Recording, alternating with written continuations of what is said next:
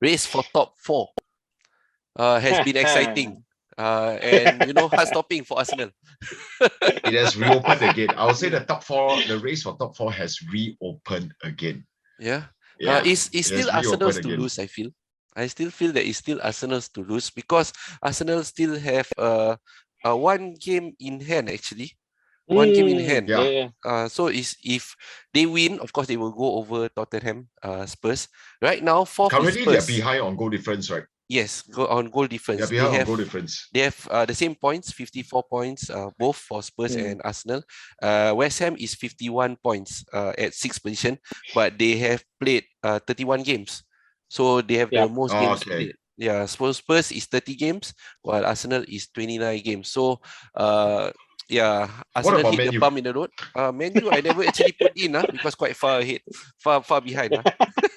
Same points as West Ham actually. Man U is same points as West Ham, but they also played 30 games already. Correct. They played 30 games. Still in Arsenal. Yeah. I feel that Chelsea is out of the race. Chelsea is definitely out of the race. Chelsea is out of the title race, but probably have secured the top 4 lah. Probably lah. Yeah. Actually, Man U, you can't discount them lah. You can't say that they're out of it. Really? You see, they are 30 games. Really? They are 3 points behind. They are 3 points behind Spurs in 4th. You know what I mean? And with 8 games to go, you still have 24 points to play for. I mean, and Spurs still has to play Arsenal, and that is at Tottenham Hotspur Stadium, right? Yep. Spurs will still have to visit Anfield. I see. Then Arsenal, wow, it's not an easy one that is staring at the face. Chelsea, Spurs, Man U. Yeah. 3 very tricky games because it's like there will be games between each other.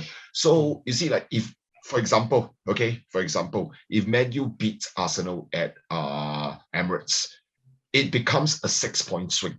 Because Man U will go level with Arsenal if that is the case. So these are the things that, if you ask me, it can actually change. So I personally wouldn't write Man U off just yet. Yeah.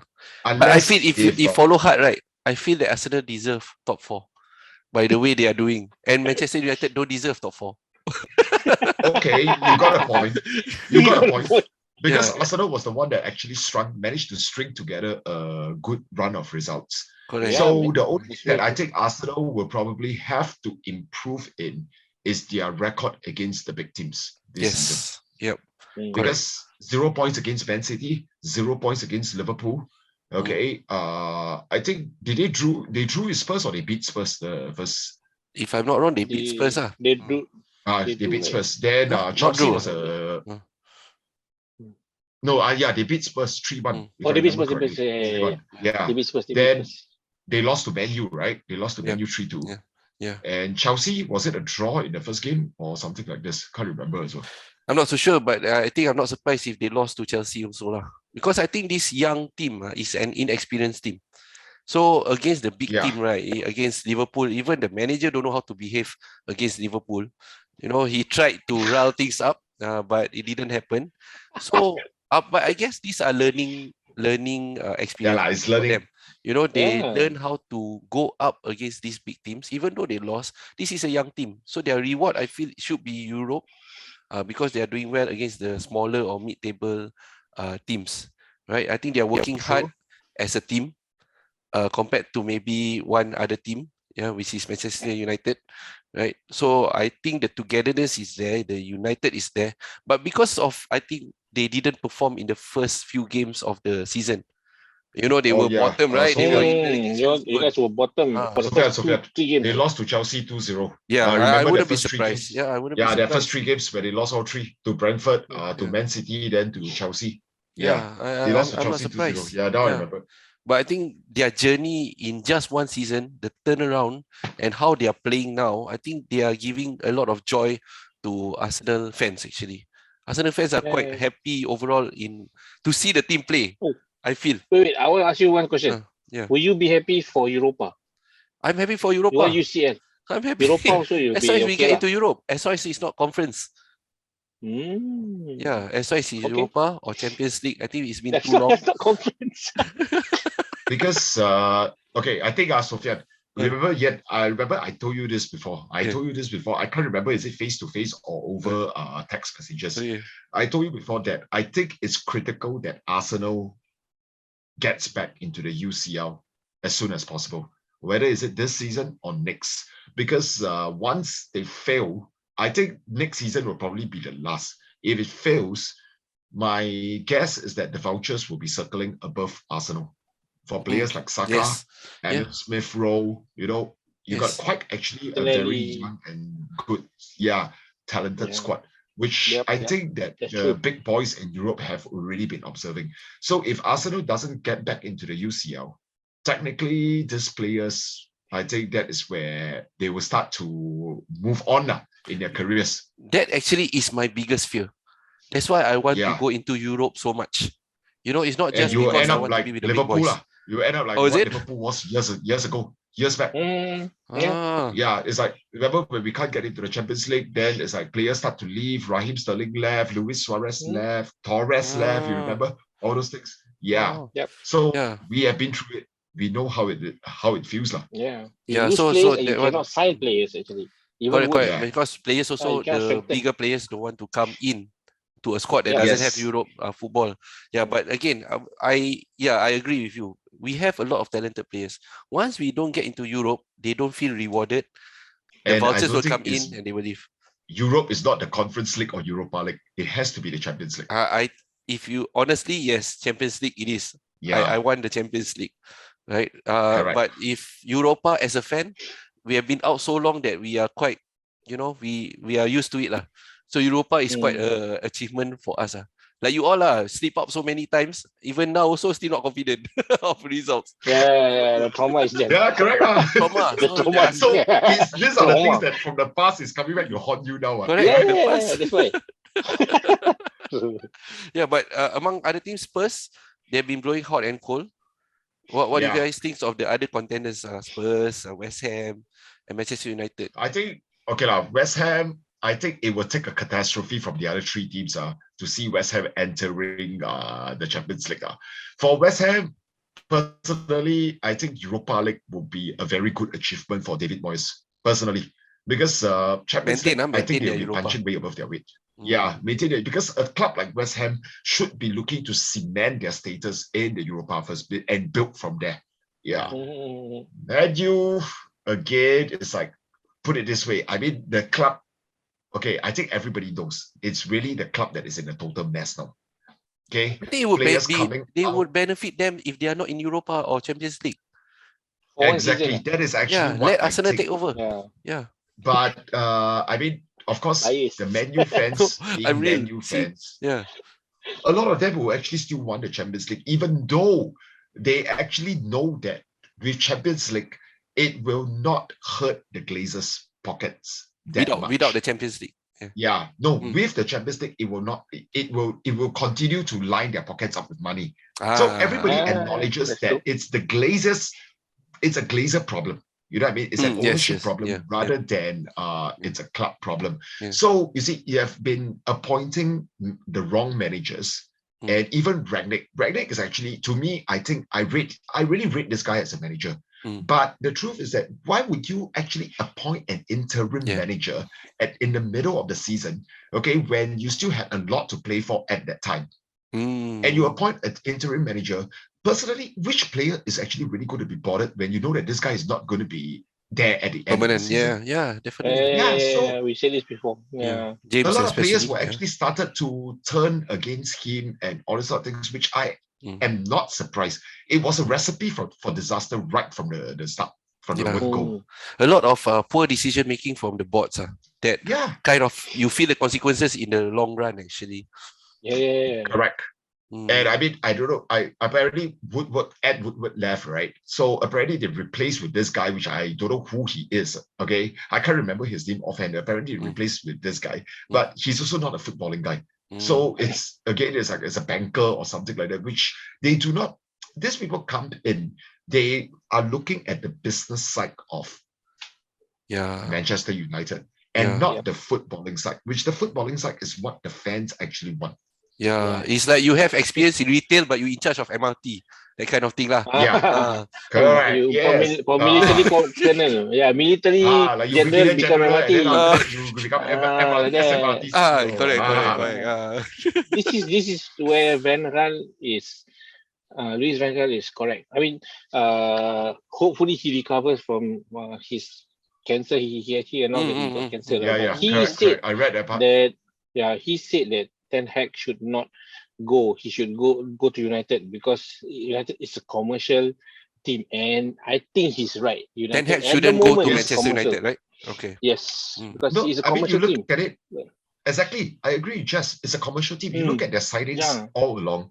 Is it footballing reasons or is it commercial reasons?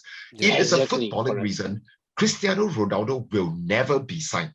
If it's a footballing reason, he will never be signed. Because you don't build your team around a 36 or 37-year-old. As simple as that. He's going to be guaranteed a starting spot, and that is going to stifle the growth of your young players. Yeah. And what's the max that he can go for? One season, 2 seasons, that is about the max. So if it's a footballing reason, to me, Cristiano Ronaldo is a no-no. Put it this way, will Mikel Arteta actually go for a player like Ronaldo, CR? I don't think so. No. Definitely no. I think even Ole doesn't want definitely no. CR7 also. Yeah. So the manager is being forced. I mean, this is what I look at it. The manager is being forced to play players that are not his choice. You are just throwing to him that, okay, so you have to play him because I spent a lot of money on this guy. You just have to play him. Where you play him, I don't give I don't give two hoots. He's cheaper than Ben White. He's cheaper than Ben White. Yeah, but his wages. Transfer fee. CR7. Transfer fee. $750 a week. Look at Maguire. I mean, seriously, look at Harry Maguire. Look at Harry Maguire. If you tell me if this was in any other top 6 clubs, Harry Maguire will be the first one to be dropped. Yeah. But at Man U, he is still holding the captain's armband. Week in, week out, he is still starting. Okay, if you ask me, technically, Lindelof and Rafael Varane should be the starting pair, or if not, even Eric Bailly. But for some reason, Maguire always seems to get the nod, and week in, week out, the same mistakes will happen, and then the following week, all the memes will start coming out on Twitter and all those sort of things. But they don't seem to give two hoots. It's like, maybe because I paid 80 million. There's some biasness for English players. Maybe doesn't make sense, if you ask me. By CR7 coming in, right? Like for me, I personally highly regard Rashford as a player. I think he's quite talented. And Lingard, somehow when he goes to West Ham, he really performs. Right? But when they are back in Manchester United, is it because of CR7 or because of manager?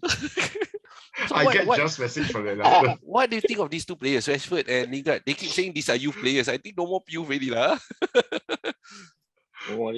Outgrown. Okay, Rashford still more youth lah. Rashford still closer to youth versus Lingard lah. I think Lingard going to be senior citizen soon. So Lingard, okay, jokes aside, Lingard is about 27, 28. I think it's around there already, if I'm not wrong. Rashford, 23, is it? Or 24? I can't remember. No, it's 25, I think. Oh, 25. Okay. 25, yeah. I agree with you. If Rashford was under the correct coach, then I would say that you will see a different Marcus Rashford versus the one that is at Man U now. Okay? But Jesse Lingard, okay lah. I don't think he's suited for a top club, for a big club. He is more really of a West Ham. He will do well at clubs like West Ham, Southampton, the mid-tier clubs where play will be revolved around him. Whereas if you are at the big clubs, I honestly don't think Lingard is probably just good enough to pick up the numbers on the bench. Personally, that is how I look at him. It's too many chances. 10 games gives you a 1 decent performance, and 9 are basically just crappy, average kind of performances. So to me, no lah, I don't regard Lingard as really any top player or whatsoever. But Rashford, I agree. He should be under a better coach. Rashford is I mean, put it this way, you put Rashford under Pep Guardiola or Jurgen Klopp. I can tell you, that guy will be a monster. Trust me, he will be a monster. At the moment, I think for Rashford, right? He's okay. Let's start with Lingard. I just say this. The lousy one, huh? Start with the lower one. So anyway, for Lingard, right? I feel that when he was at West Ham, his attention is taken away from him. Like it's a bit You less mentioned this before. pressurizing, right? Pressurizing Possible. for him. Yes, I agree. So he can flourish from there. But Mm. when he's at Manchester United, not only the focus, because the attention is on the team. So he's like being hampered by the pressure. Secondly, he's being hampered by that. You know how like Dele Alli, we know that he's a talented player, but he tends to go to Instagram more, and the focus of him is like, the attention of the fans and all that is on him. And the younger players, they like this kind of attention, even though it's negative. They like it. So they don't focus on football from there. But when West Ham, he flourished because why? There's no attention on him. The fans are actually quite straightforward. Like, hey, you're a good player, man. You're a good player. You play for our team quite well, although you are just a lone player. So we will be behind you. And that's where he can flourish. So for Lingard, he can play at these teams like what Mel said. He's like those mid-tier teams and all that. And the attention is not on him. He can flourish. But put at Manchester United, which is actually one of the most successful teams in England, I think he cannot perform. As for Rashford, he has a lot of talent. He's probably one of the most talented in the United bench, or at the moment he's kind of bench. So at the United team itself, but